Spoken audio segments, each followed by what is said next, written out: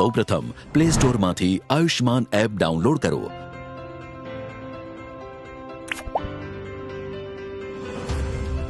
અથવા આ લિંક પર જાઓ। નીચે દર્શાવેલ એક્સેપ્ટ બટન પર ક્લિક કરો। હવે એપમાં લોગિન પર ક્લિક કરો। લોગિન એઝ બેનિફિશિયરી પર ક્લિક કરો અને કેપ્ચા તથા મોબાઈલ નંબર દાખલ કરો। વેરીફાઈ કરો।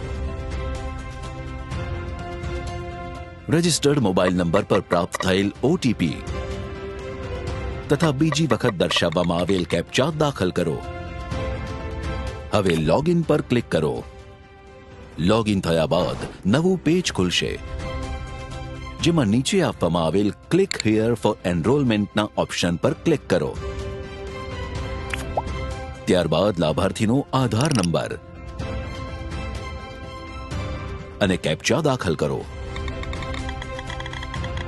પછી સર્ચ બટન પર ક્લિક કરો। હવે પછી ઈ-કેવાયસી નું પેજ ખુલશે જેમાં આધાર ઓટીપી પર ક્લિક કરો અને આધાર નંબર વેરીફાઈ કરો।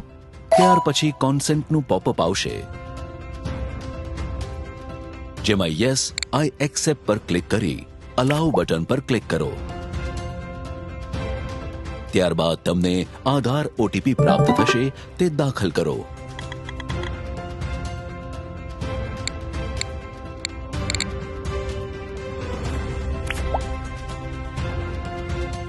અને ડેક્લેરેશનમાં નન ઓફ ધ અબવ પર ક્લિક કરો।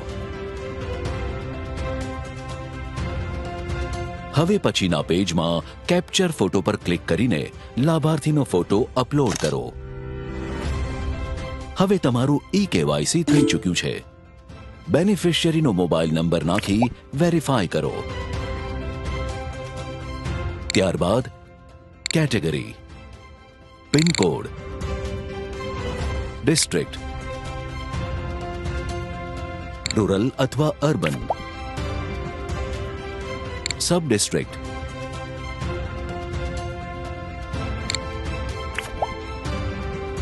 અને વિલેજ નેમ સિલેક્ટ કરો।